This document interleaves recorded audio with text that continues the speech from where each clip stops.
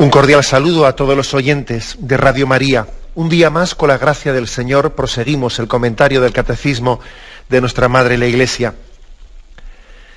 Estamos dedicando unos programas, hoy vamos a concluir, a los pecados contra la caridad, dentro del examen del primer mandamiento. En concreto estamos en el punto 2094. Allí se dice que hay diversas formas de pecar contra el amor de Dios. Una es la indiferencia, y allá dedicamos un programa.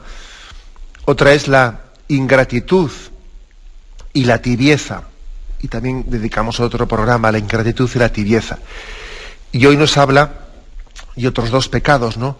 La acedia o pereza espiritual y el odio a Dios. Vamos a hablar también de ellos. Dice la acedia, bueno, voy a decir desde el principio que aquí el catecismo acentúa acedia.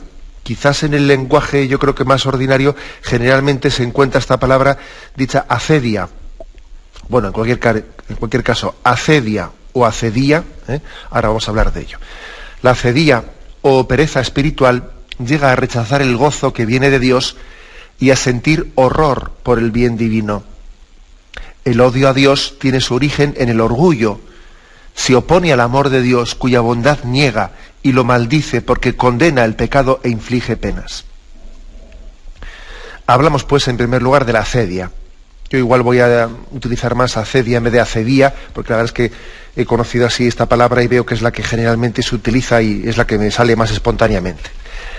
La acedia. Quizás en primer lugar hay que hacer el comentario de que a muchos oyentes igual esta palabra no la han oído. Me suena como algo poco, pues tanto extraño. La han oído rarísimas veces o parece que es una palabra pues así de expertos, ¿no? Y sin embargo esta palabra ha sido utilizadísima pues en la tradición de la Iglesia. Es más, durante mucho tiempo en la lista de los pecados capitales, que sabéis que son soberbia, avaricia, lujuria, ira, gula, envidia, pereza. Claro, los pecados capitales no están definidos, digamos, dogmáticamente, ni tampoco bíblicamente hay un lugar en el que se hable de los pecados capitales. No ha sido la tradición de la Iglesia la que ha ido elaborando cuáles son los pecados capitales, que como su propio nombre indica, pecados capitales quiere decir que son cabeza de otros pecados, o están en la raíz de otros pecados, ¿no? Pecados capitales son aquellos que generan pecados puntuales y concretos. O sea, pues, por ejemplo, uno por soberbia comete muchos pecados pues, puntuales, ¿no? Por avaricia comete otros muchos pecados. Por ejemplo, un pecado capital no es el robo, no, es la avaricia, de la cual uno roba. Por ejemplo, la violencia no es un pecado capital, no, es la ira, de la cual de la ira se deriva la violencia. O es la envidia, de la cual envidia luego se deriva la violencia. Los pecados capitales, pues, son pecados que están en la raíz, pecados cabeza de otros pecados, ¿no? Como son cabeza de un cuerpo, o raíces de las cuales luego se desprenden muchas acciones, ¿no?, contrarias a la voluntad de Dios. Bueno, pues decir que no están como definidos dogmáticamente cuáles son los pecados capitales, porque no hay un texto bíblico o no ha habido una declaración dogmática. Y aunque tradicionalmente en este momento pues hablamos de esos 7 pecados capitales, soberbia, avaricia, lujuria, ira, gula, envidia y pereza, decir que durante mucho tiempo muchos autores espirituales, como Santo Tomás de Aquino, ni más ni menos, han hablado de la acedia como uno de los pecados capitales.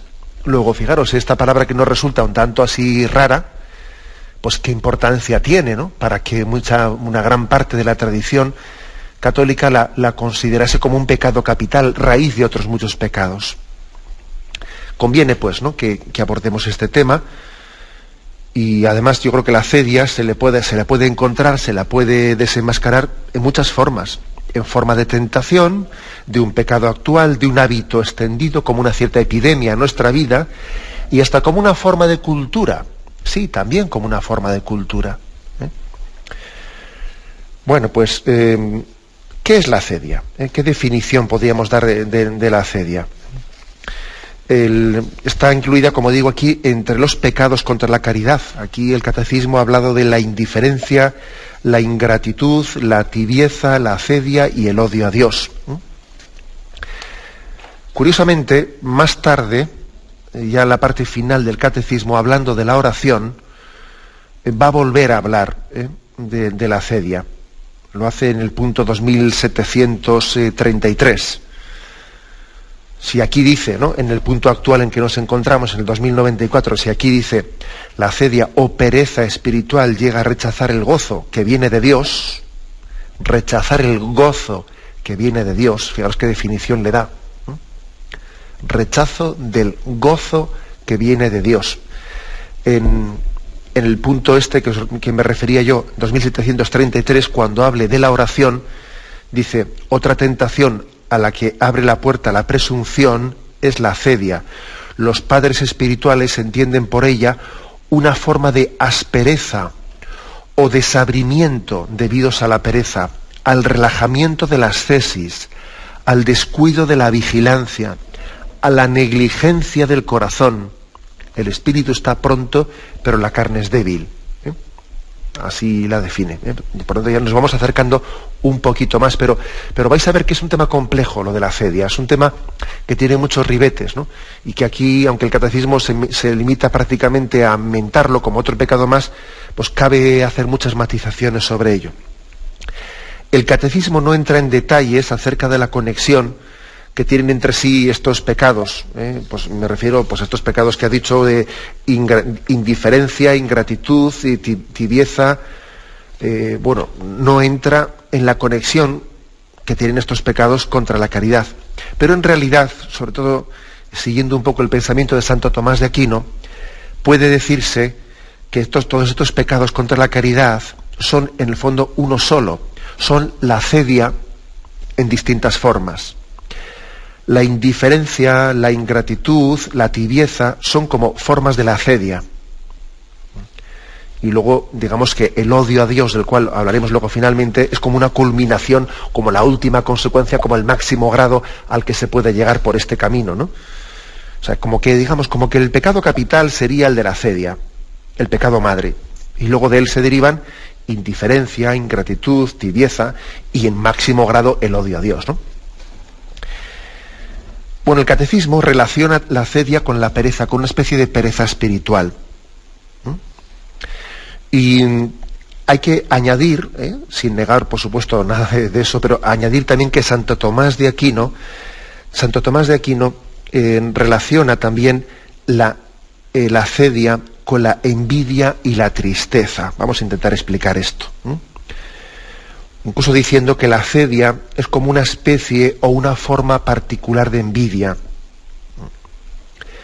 Santo Tomás de Aquino fue uno de quienes consideró la acedia como un pecado capital y la define como tristeza por el bien divino. Tristeza por el bien divino del que goza la caridad. Es pues una forma de tristeza que hace al hombre tardo para los actos espirituales, tristeza por el bien divino.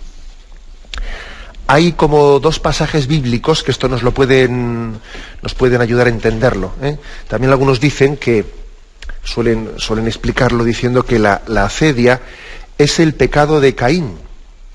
¿A qué me refiero? No me refiero al pecado de matar a su hermano Abel, sino que antes de haber matado a su hermano Abel, tuvo una envidia por lo que Dios le quería a su hermano Abel, porque tenía más complacencia con él, lo dice en el capítulo 4 del Génesis.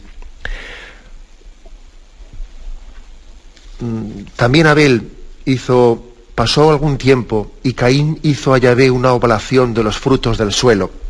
También Abel hizo una oblación de los primogénitos de su rebaño y de la grasa de los mismos. Yahvé miró propicio a Abel y su oblación, mas no miró propicio a Caín y su oblación, por lo cual se irritó Caín en gran manera y se abatió su rostro. Y entonces Yahvé dice a Caín: ¿por qué andas irritado? ¿Por qué se ha abatido tu rostro? O sea, es decir, Caín el pecado de Caín, del cual siempre hablamos que es matar a su hermano Abel, pero ojo, si uno lee con detenimiento la Sagrada Escritura, se da cuenta que el pecado de Caín era más profundo. El pecado de Caín tenía envidia, tenía celos, tenía tristeza, le daba tristeza. El pecado, el que su hermano fuese un predilecto de Dios. No gozaba, ¿no?, con los dones de Dios hacia su hermano Abel. No gozaba de ese amor gratuito que Abel, su hermano. Eso le daba tristeza, ¿no? Hay también un pasaje en el Nuevo Testamento que nos acerca, ¿no?, a este pecado de acedia, o a esta raíz de la acedia, ¿no?, que es ese episodio en el que habla de la parábola de los obreros de la viña, que unos fueron contratados a primera hora de la mañana, otros fueron contratados a mediodía y finalmente algunos fueron contratados a última hora, ¿no? Y bueno, la sorpresa fue que cuando llegó el momento del cobro, a los que habían sido contratados a última hora y que no habían trabajado más que una hora, resulta que el dueño de la viña les dio el mismo dinero con el que se había concertado a los que habían estado todo el día trabajando, ¿no? Y claro, se rebotan, ¿no? Estos últimos no han trabajado más que una hora y les pagas como a nosotros. Lo tenéis en Mateo 20. Les pagas como a nosotros, que hemos aguantado el peso del día y del calor. Pero él contestó a uno de ellos: amigo, no te hago ninguna injusticia. ¿No te ajustaste conmigo en un denario? ¿No habíamos quedado en que te daría a ti yo un denario? Pues toma el denario y vete. Por mi parte, yo quiero darle a este último lo mismo que a ti. ¿Es que no puedo hacer con lo mío lo que quiero? ¿O es que va a ser tu ojo malo porque yo soy bueno? Fijaros qué traducción está, ¿eh? ¿O es que va a ser tu ojo malo porque yo soy bueno? Otras traducciones dicen, no. ¿O es que a ti te va a sentar mal que yo sea bueno? ¿O es que tú te vas a entristecer porque yo sea bueno con este otro? O sea, es el mismo pecado de Caín, básicamente. Bueno, pues Santo Tomás de Aquino y la tradición cristiana explican que de aquí viene la acedia, que no es una envidia sobre los bienes materiales, porque la envidia generalmente la referimos a los bienes materiales, pero cuando la envidia comienza por los bienes espirituales, por una envidia hacia la misma caridad de Dios, hacia el mismo amor de Dios, de ahí se toma como la raíz de la acedia, que la acedia acaba siendo como una tristeza interior por no ser capaz de gozar del amor de Dios.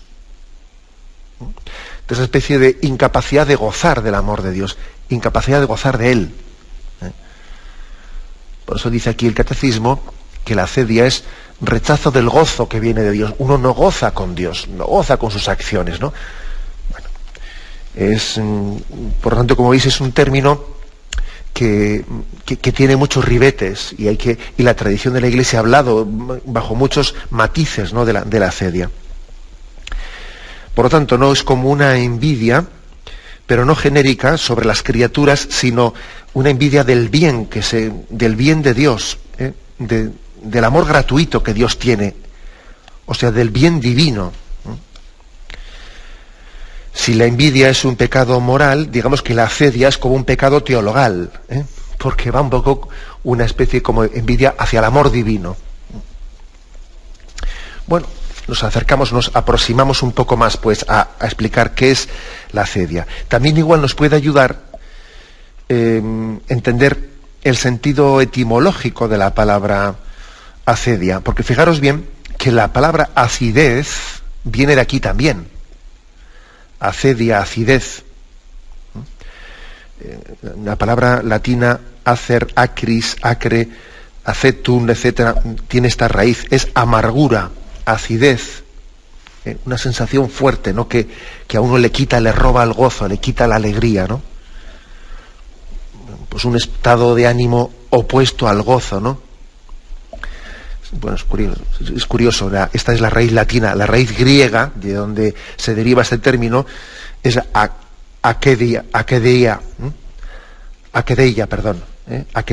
Bueno, pues esta akedeia también añade otro, aparte de amargura, aparte de acidez, aparte de tristeza, akedeia, la raíz griega, añade otro matiz, que es negligencia, descuidado. Claro, como uno está amargado, como uno está triste, pues a partir de ahí ya siente descuido, negligencia, pereza, pues se deja, se abandona, porque está amargado, ¿eh? Y por eso también se le llama a la acedia pereza espiritual, porque como uno, digamos que, para explicar lo que es la acedia, vendría como en 3 pasos, ¿no? Primero, envidia de las cosas del amor gratuito divino, ¿no? Uno no goza con el amor gratuito divino a los demás. ¿O es que vas a tener tu envidia porque yo sea bueno? Y Caín, ¿a ti por qué te molesta que tu hermano Abel sea un elegido de Dios? Comienza por ahí la cosa. De ahí que viene, primero esa envidia por el amor divino. De ahí viene la amargura. Uno siente tristeza, siente como que... siente que me hacen sombra, y se amarga, no goza del amor gratuito divino, ¿no? Y se amarga.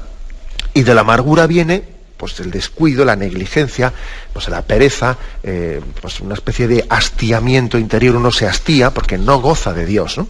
Ese sería un poco, digamos, como el itinerario de la pereza, en 3 capítulos. Bueno, pues, explicado así,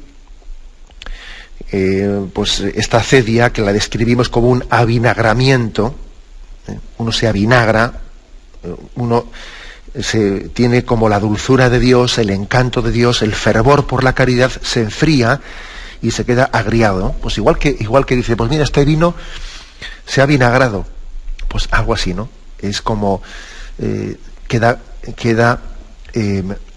la dulzura de Dios que te debía de hacer gozar, se te atraganta y se te amarga, se te amarga porque no eres capaz de gozar del amor de Dios y de hacer de él tu ilusión. ¿Qué efectos tiene la acedia?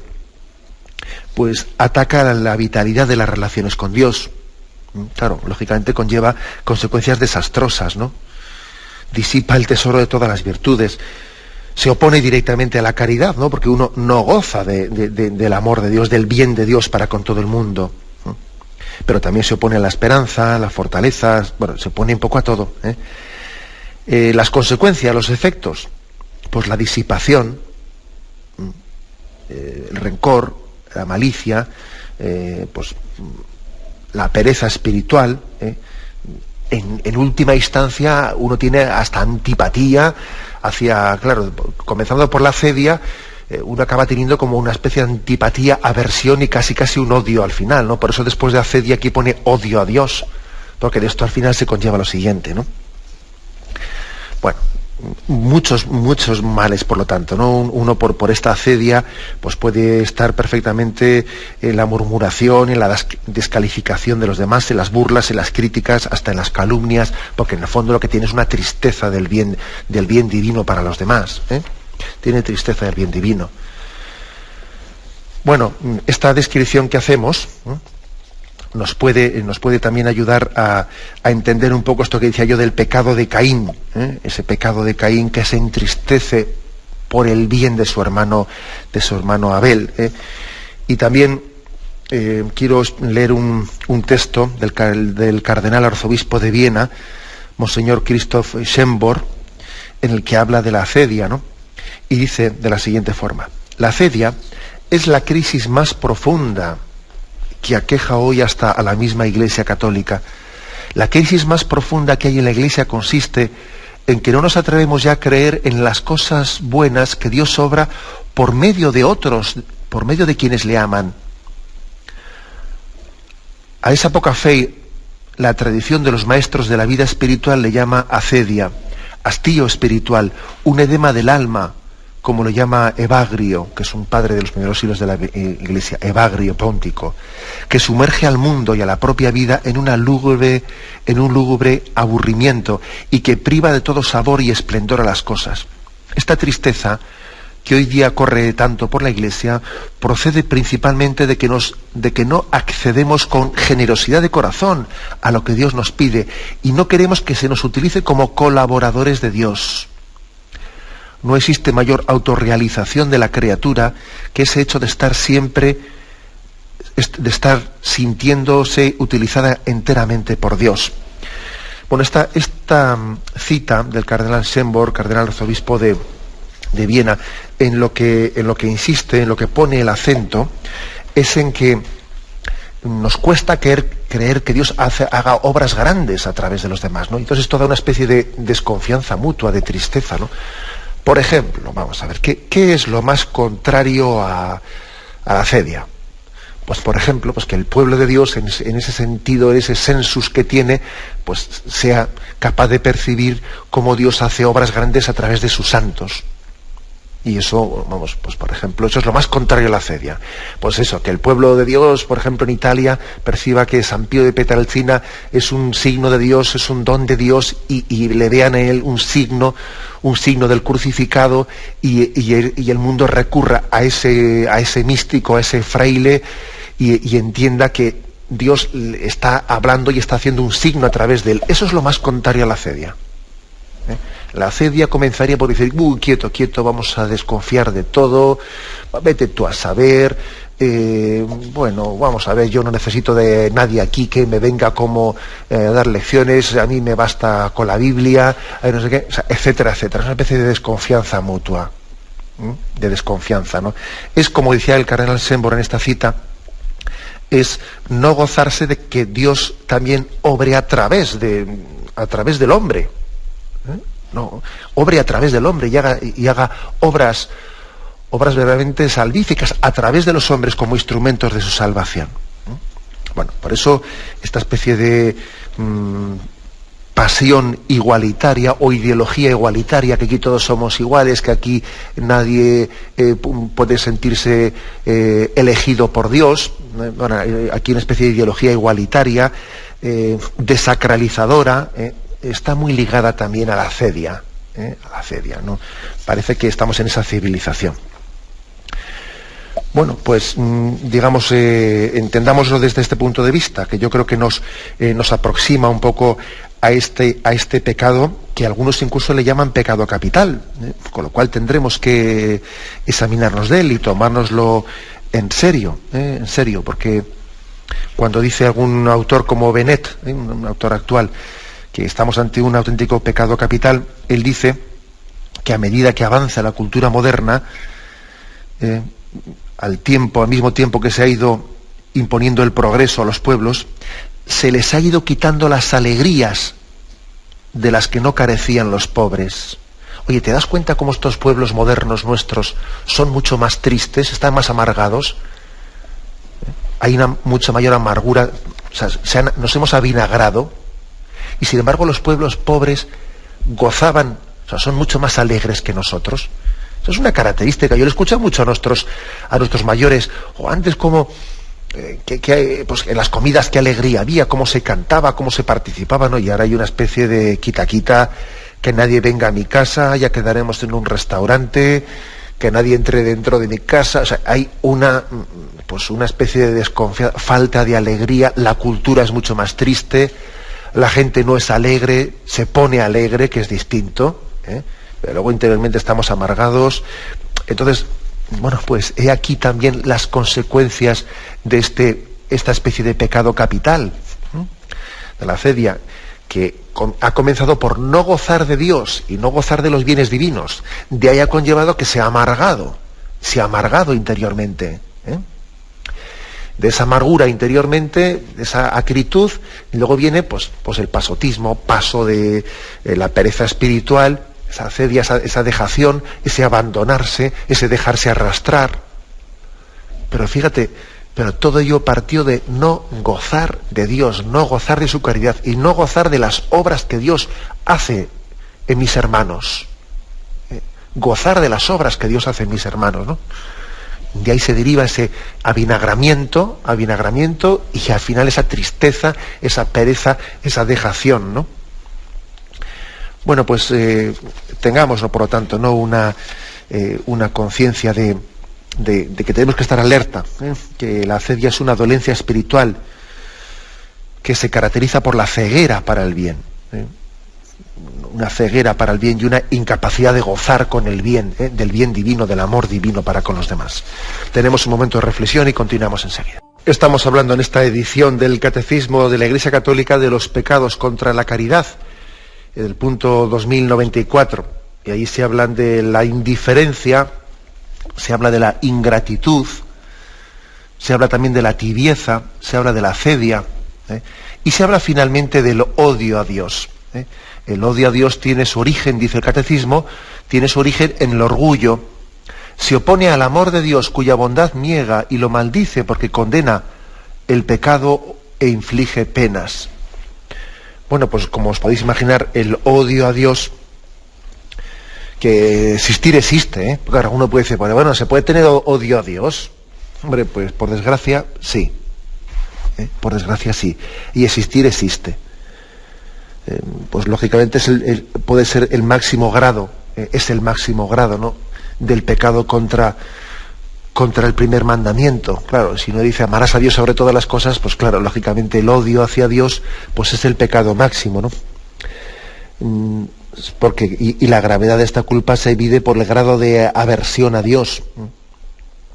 Hay que decir que también es el mayor de los pecados contra el Espíritu Santo. Muchas veces se pregunta cuál es el pecado contra el Espíritu Santo, ¿no?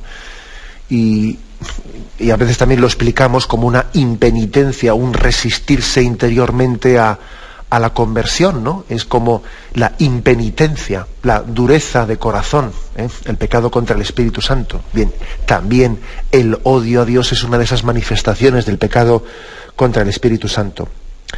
Bueno, hay que decir que el odio a Dios puede tener, yo creo que dos versiones.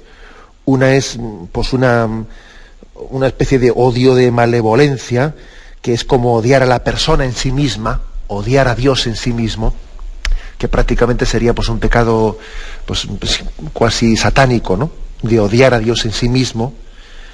Pero bueno, que sabemos que existen también, o sea, pues ritos y cultos satánicos, etcétera, ¿no? Y existe ese odio y aversión a Jesucristo mismo, y vemos también cómo en el torno de las personas posesas que había en el entorno de Jesucristo, existía un odio a Jesús, ¿no? ¿Qué tengo yo que ver contigo, hijo de David?, ¿no? Y existía un odio a Jesucristo, ¿no?, por parte de esas personas que estaban poseídas por Satanás, ¿no?, o bajo el influjo de Satanás, que hay muchos tipos de influjos, ¿no? Bueno, pues también eso puede existir en nuestro tiempo, pero es más frecuente, más que un odio directamente de malevolencia, de amistad, un odio de aversión, tener como una especie de aversión, que el odio de aversión pues es como, por ejemplo, el ladrón tiene aversión a la policía, ¿no? No es que el ladrón odie a un policía concreto, ¿no? El ladrón tiene aversión a la policía, y entonces existe también un odio de aversión hacia todo, hacia Dios, hacia todo lo espiritual, hacia todo lo divino, que al final, en última instancia, recae sobre Dios, y que lógicamente pues constituye un pecado grave. Fijaros que dice el Catecismo que tiene su origen en el orgullo. Yo creo que este puede ser alguno podría pensar que la causa de que alguien pueda tener una especie de odio hacia Dios o odio hacia lo divino, pues igual es una mala experiencia que tuvo. Bueno, eso puede ser un poco lo que se alegue, o la excusa, ¿no? La excusa de que alguien tuvo, yo qué sé, pues un roce o tal o cual, ¿no? O que se sintió decepcionado por Dios porque es que le pidió tal cosa y no se le concedió, y entonces, pues yo qué sé, se quedó viudo, o esto, lo otro, ¿no? Y tuvo un rebote interior. Bueno, a mí me parece que no es lo mismo lo que se alega o la excusa que se presenta, más que la realidad interior, ¿no? Dice el Catecismo que tiene su origen en el orgullo. Claro, es que muchas veces, y esto no es nuevo, porque también en el fondo es el mismo pecado de seréis como dioses. Es que Yahvé te ha prohibido comer de ese árbol, porque claro, si tú comes de ese árbol, tú serás como Dios, serás conocedor del bien y del mal. Luego Satanás, con mucha astucia, está tentándole a Adán y Eva, les está tentando de soberbia, de presentarle a Dios como un competidor suyo. O sea, es decir, la grandeza de Dios es competidor de la dignidad del hombre. Es como decir, mira, odioso tú, si solo Dios es grande, entonces tú, de alguna manera, quedas amilanado, ¿no? Tú quedas aplastado. ¿Dónde está tu dignidad, no? Si el hombre tiene que reconocer esa grandeza de Dios, pues tú qué eres, ¿no? Tú no eres nada, ¿no? La tentación de Satanás es hacer contraria, ¿no? Hacer que la santidad de Dios, la grandeza de Dios, sea incompatible con la dignidad del hombre. Aquí, como dice el refrán, ¿no? Mucho gallo para poco gallinero, ¿no? Aquí nos hacemos sombra uno a otro. Cuando se presenta, por lo tanto, ¿no?, el orgullo, la soberbia de la necesidad de ser yo el centro, ser yo el protagonista, ¿no? O sea, claro, detrás de esto existe, es el pecado original, ¿eh? Y nuestra cultura desarrolla ese pecado de una manera evidente, ¿eh? Yo no creo más religión que en el hombre. Y en el fondo el hombre es la medida de todas las cosas, ¿eh?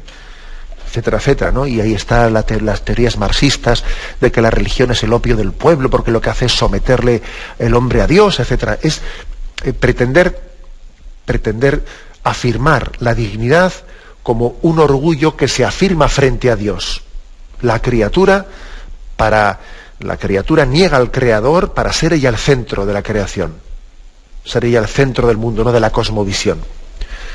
Bueno, fijaros, es como es darle la vuelta, ¿no?, a la existencia, es darle la vuelta al calcetín, es darle la vuelta al principio de que nosotros, la dignidad del hombre consiste en ser imagen y semejanza de Dios. Luego, cuanto más grande sea Dios, cuanto más ensalcemos su bondad y su grandeza, más preservado está el hombre, ¿no?, de los males, porque la dignidad mía consiste en ser hijo de quien soy. Claro, nosotros lo entendemos al revés, ¿no? Dios es el garante de la dignidad del hombre. O sea, qué grande es el hombre, ¿no?, para que Dios se haya enamorado de él y haya entregado a su hijo, ¿no?, a la cruz por salvarle. O sea, la dignidad, o sea, Dios es el garante de la dignidad del hombre. Sin embargo, el pecado del odio a Dios no lo entiende así. Claro, es que Yahvé te ha dicho que no comas de ese árbol, porque si comes, claro, serás como él, ¿no? O sea, es decir, acércate ahí, ¿no? Tú como competidor de Dios. Entonces esta cultura actual tan soberbia, en el fondo, pues está basada en estos conceptos, ¿no? Detrás de esto hay un pecado en última instancia contra la caridad, contra el amor de Dios, y puede derivarse un odio hacia Dios. Y por eso en esta cultura pues existe pues todo lo que estamos viendo, ¿no? Existe pues una especie de repulsión, una especie de persecución hacia todo lo religioso, pues un anticlericalismo, un laicismo, un dale que te pego, porque en el fondo hay un pecado de orgullo frente a Dios. Es un pecado de orgullo frente a Dios. Y luego se hablará de muchas cosas, porque el bla, bla, bla, porque la iglesia no sé qué, la iglesia no sé cuántos, pero detrás de eso, en el fondo del corazón, no sé hasta qué punto con mayor o menor consciencia, pero detrás de eso, en el fondo, hay un pecado de orgullo, de la criatura que se revela, ¿no? Es no querer reconocer nuestra criaturalidad, ¿no? Bueno, pues es algo importante, ¿no? Cuando hablamos del odio hacia Dios, nos parece una cosa demasiado fuerte, ¿no?, como para que eso pueda darse. Sí, pero ojo, no nos engañemos, porque detrás de muchas aversiones que estamos viendo, de muchas, incluso de una cultura que a veces pues se plantea siempre ridiculizando lo sagrado, profanándolo, cuantos también últimamente hemos sido testigos, ¿no?, de profanaciones, de blasfemias en torno a la misma procesión del Corpus y muchas cosas. Detrás de eso hay un odio hacia Dios, no nos engañemos. El anticlericalismo no es más que una punta, es una punta del iceberg, ¿no?, debajo de la cual hay un pecado de orgullo frente a Dios. Hay un entender a Dios como competidor de la dignidad del hombre. Hay una incapacidad, ¿no?, de gozar del bien de Dios, de gozar. En el fondo también está la acedia, como decíamos antes, ¿no?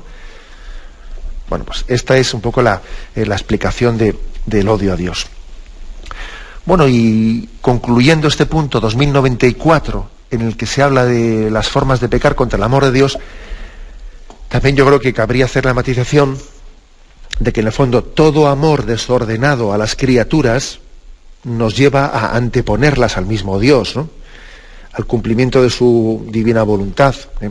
Por lo tanto, también el amor desordenado a las cosas creadas es también un pecar contra el amor de Dios, ¿no?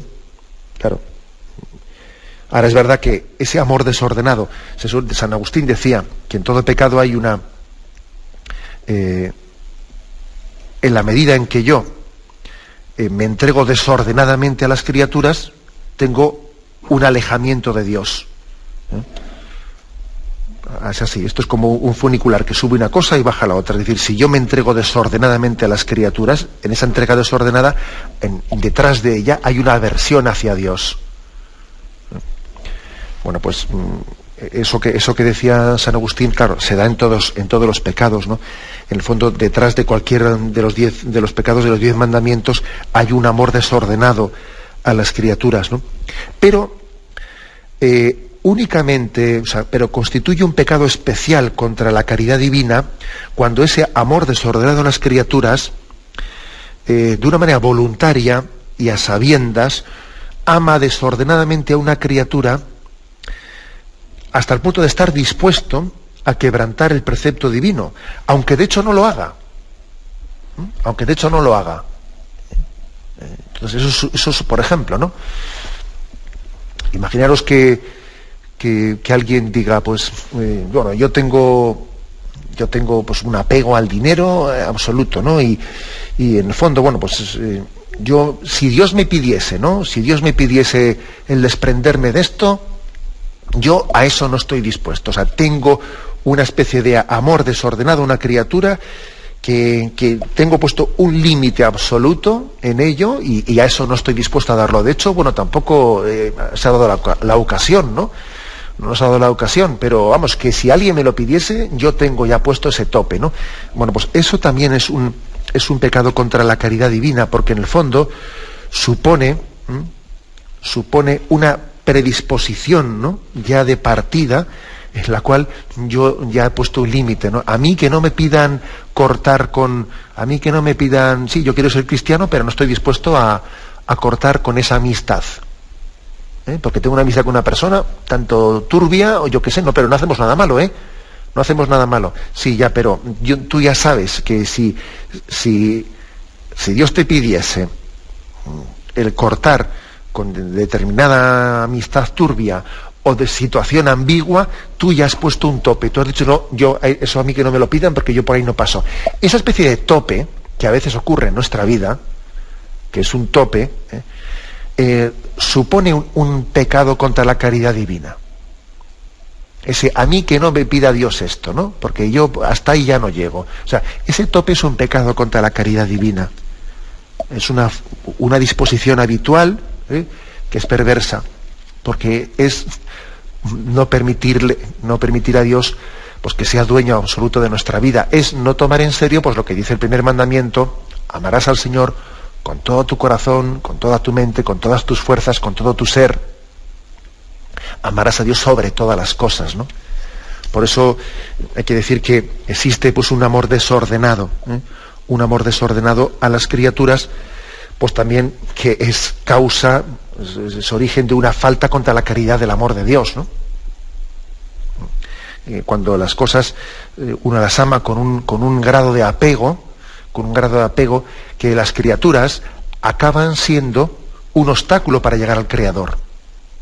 Así es, ¿no? Puede ocurrir, que la criatura, en vez de ser el medio, el conducto, para que uno llegue a Dios, acaba siendo un obstáculo, fíjate. Es una contradicción. La criatura, obstáculo para llegar al Creador. Pero ¿cómo puede ser eso, no?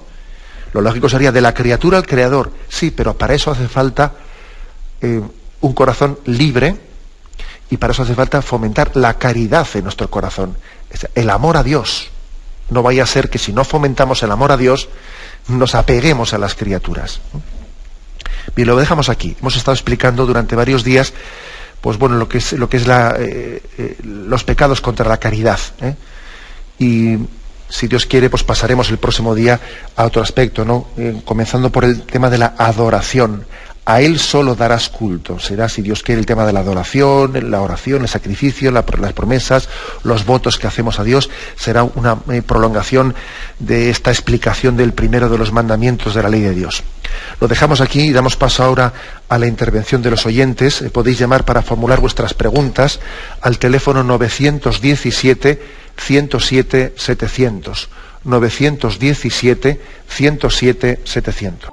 Sí, buenos días. ¿Con quién hablamos? Con Juan. Adelante, Juan, escuchamos. Pues estoy escuchando todos los días este programa que me está preparando y formando espiritualmente y moralmente. Y tengo una pequeña duda. Yo llevo la Eucaristía a 60 personas mayores que viven cerca de mi casa y de mí. Y entonces tengo una pelea constante o una lucha con este trabajo y con mi vida familiar. Estoy jubilado, pero creo que puedo dedicar un ratito, una mañana, los viernes por la mañana, a dedicarme a esto. Esto es una batalla con respecto a mi vida familiar, porque si yo hago las vacaciones aquí en Madrid y he dicho a mi mujer que los viernes puedo ir media mañana, ella dice que tengo que romper con todo esto porque ella está primero que todas las cosas. Y yo digo que la Eucaristía para estas personas mayores es muy importante y lo considero como un compromiso con Cristo y con la vida misma mía. Todo lo demás intento ayudar a mi mujer en todas las cosas, en la casa y en todas las cosas, y no considero que tenga que dejar esto. Quiero seguir luchando por hacer esto. Sé que no soy un sacerdote, pero estoy con este compromiso y me parece injusto que no pueda yo quitarle a mi mujer media mañana para poder hacer esto. No sé, media mañana 4 veces al mes o lo que, en fin, toda la vida, el tiempo que sea. Nada más. Pues es nada. Pues la verdad es que lo que plantea el oyente, pues bueno, también forma parte de las cruces, ¿no?, que existen en nuestra vida cristiana. Cruces el mismo Señor ya nos lo predijo en el Evangelio, ojo, O sea, el Señor nos habla de que pensáis que he venido a traer la paz, no, he venido a traer la guerra y he venido para que uno se enfrente y tal. Es decir, que el Señor nos habla de que el reino de Dios sufre violencia y por desgracia, pues estas digamos, dificultades de comprensión y de integración de bienes, porque claro, la relación de la vida familiar es un bien, también ese servicio de llevar la Sagrada Eucaristía a unos enfermos es un bien, las dificultades de entender. Bueno, yo creo que no es por nada, hoy hemos hablado de la acedia como de un pecado que en el fondo es de tristeza por el bien divino, ¿no?, de no ser capaz de gozar del bien divino hacia los demás, ¿no? Y también me da la impresión de que algo de esto puede haber detrás del caso, ¿no?, detrás del caso que el oyente plantea.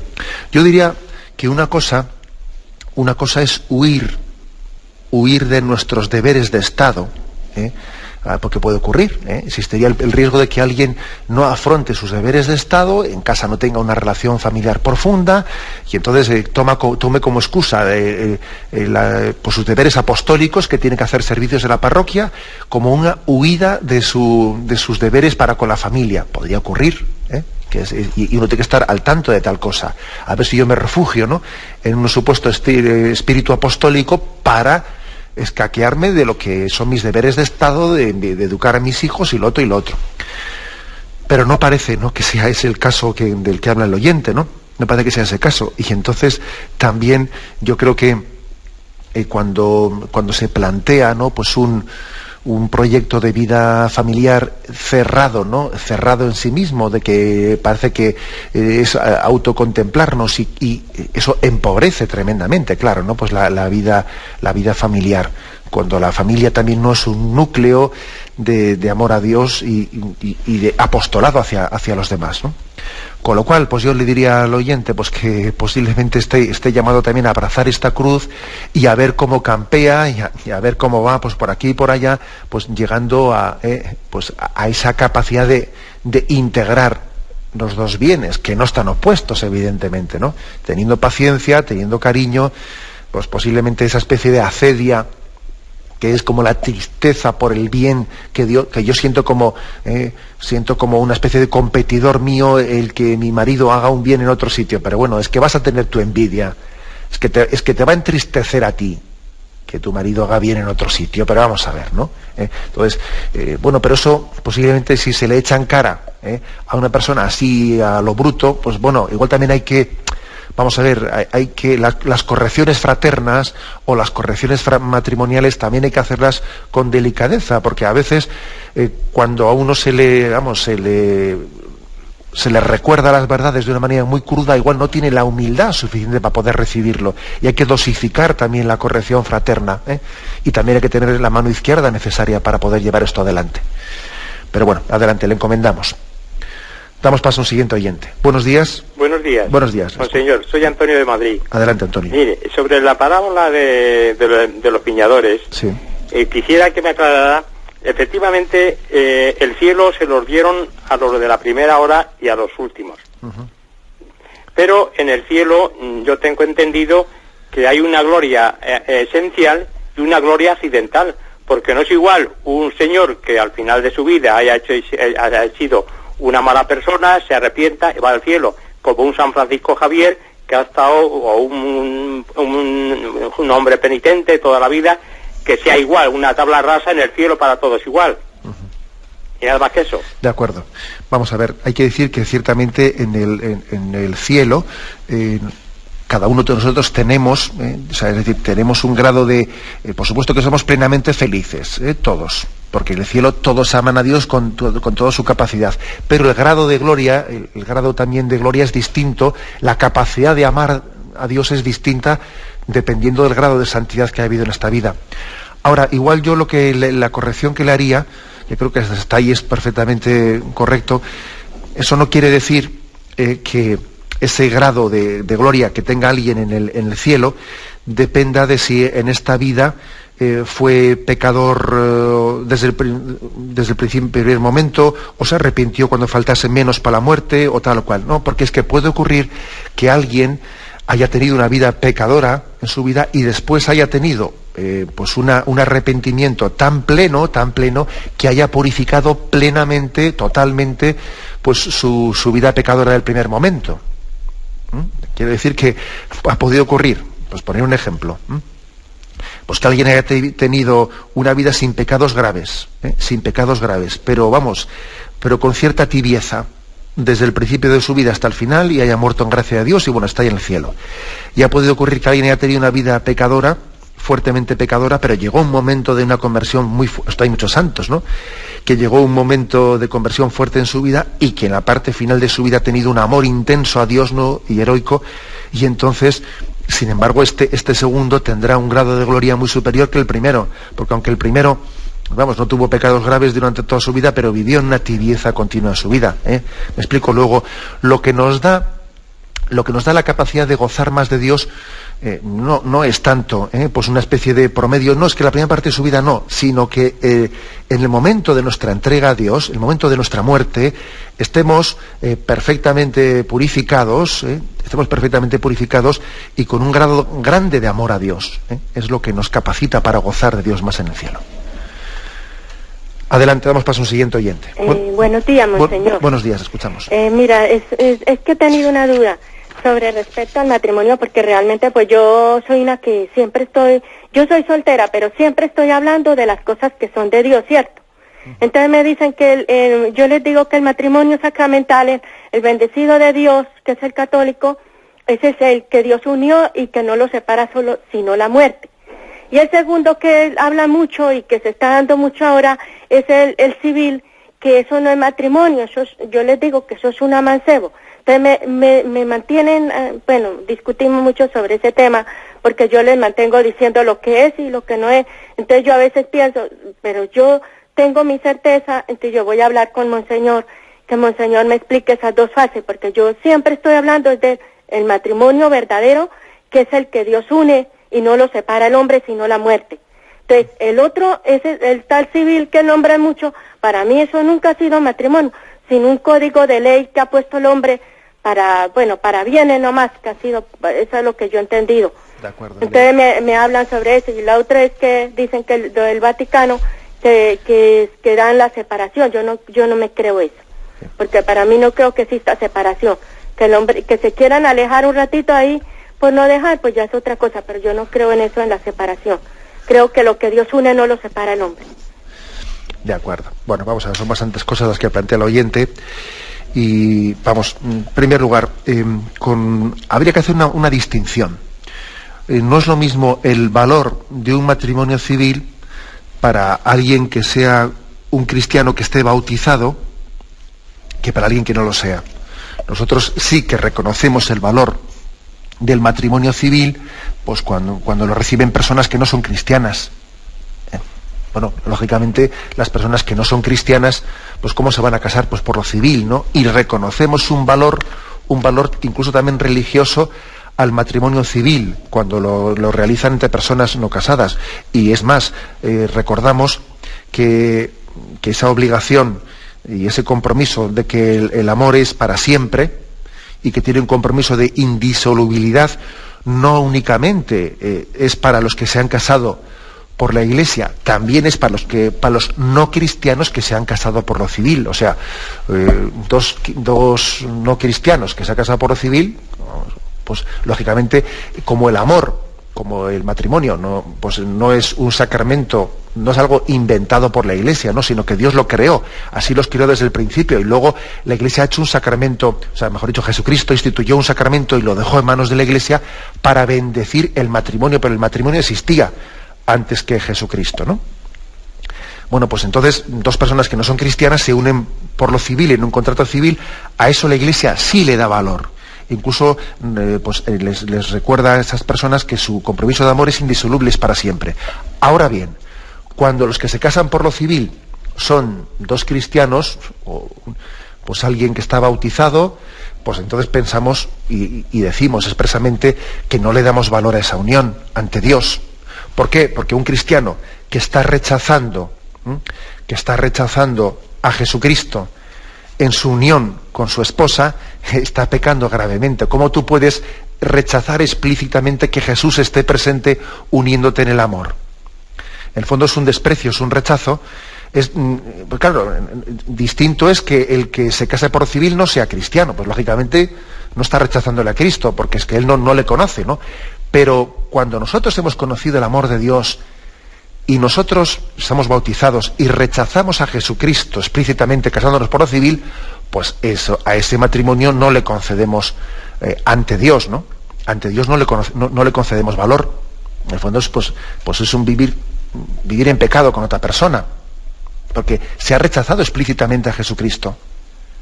Y hay que invitarle para que Él funde nuestro amor, porque no podemos fundar nuestro amor fuera de Jesucristo los que somos cristianos.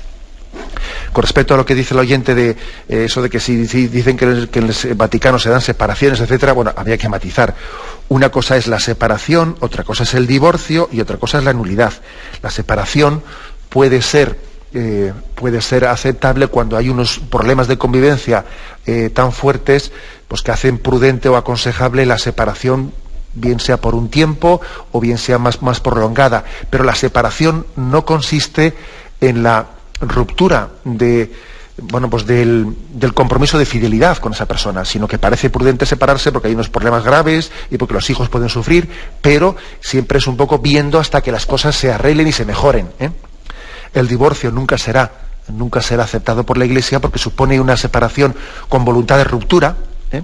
Y no con voluntad de volver a arreglarse, mientras que la nulidad es otra cosa. La nulidad es declarar pues que hubo alguna circunstancia muy especial en el momento en que se celebró el matrimonio que pudo hacer nulo tal matrimonio, que fue inválido, que es que en realidad no están casados, aunque hubiese ahí una ceremonia, no están casados porque hubo un motivo grave que impedía la validez de ese matrimonio. Son tres cosas distintas. Perdón porque el tiempo se ha echado encima.